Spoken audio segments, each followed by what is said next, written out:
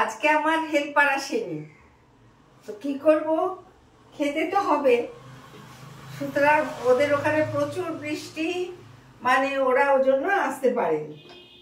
ঠিক আছে, তা আমি কি করি, আমাকে তো খেতে হবে। ওই রান্নাঘরে এই যে ভাত হয়ে গেছে, ডাল করেছি, ডালের সঙ্গে পাঁপড় ভাজা, আর হয়েছে নারকোল আর কাঁকরোল আলু দিয়ে একটা সবজি। আমি এখন ভাতের ফ্যানটা গালছি।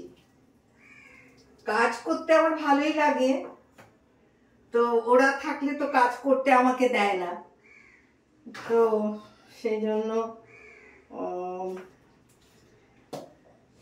কাজ করছি। আর আরেকটা রান্না করছি, যেটা আমার মা আমাকে শিখিয়েছিলেন। সেটা হচ্ছে পুঁই পাতার ভেতরে পুর দিয়ে ভাজা। সেটি কি অসাধারণ খেতে হয়,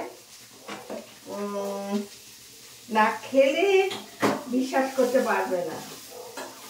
এখন তোমরা যদি মানে আগেকার দিনের মানুষরা খুব পরিশ্রম করে রান্না করতে, হ্যাঁ, পুঁই পাতার মানে ওগুলো তো পরিশ্রম, পাতুরি পুঁই পাতার মধ্যে করা, তারপর ডাল বেটে ডালের মধ্যে মাছ দিয়ে কলা পাতা পুড়িয়ে পাতুরি, এগুলো আমার মা করতেন, ভালোবাসতেন রান্না করতে। মা খুব ভালোবাসতেন।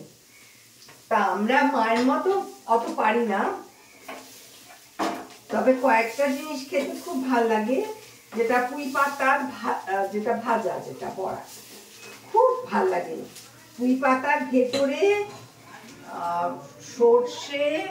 সর্ষেটা আমি অবশ্য বেশি দিই না, নারকোল কুড়ো, পোস্ত, তিল, কাঁচা লঙ্কা, নুন, মিষ্টি আর তেল, এটা দিয়ে ওটাকে বাটতে হবে।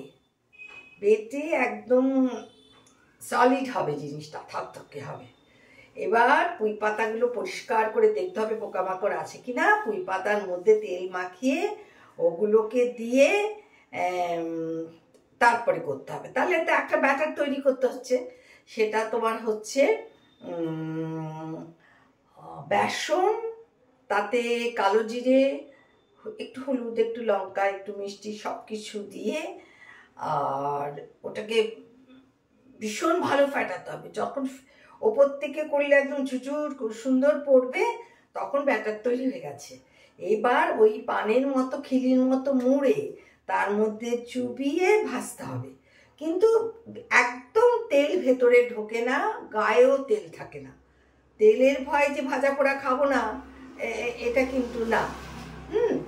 সুতরাং এইগুলো আমি আজকে করেছি, কেন কি আজকে একটু নিজের রান্নাঘরে নিজে কাজ করছি, তো আমার বেশ ভালোই লাগছে। আরেকটা করেছি, সেটা হচ্ছে এই যে কচু পাতা চিংড়ি, যেগুলো তোমরা অনেক দাম দিয়ে খাও। কচু পাতা চিংড়ি দেখতে পাচ্ছ, কচু পাতা চিংড়ি। সুতরাং আজকে আমার লাঞ্চটা ফাটাফাটি হবে মনে হচ্ছে। আর তোমরা তো বেশিরভাগই আজকে মনে হচ্ছে খিচুড়ি, বেগুন ভাজা, ইলিশ মাছ ভাজাতেই। ঠিক আছে, আমি এবার খাওয়া শুরু করব। তোমরা সবাই খুব ভালো করে খেও। কে কি খেলে এই বর্ষার দিনে একটু জানিও। ইলিশ মাছ তো মনে হয় প্রত্যেকেরই আছে। নমস্কার।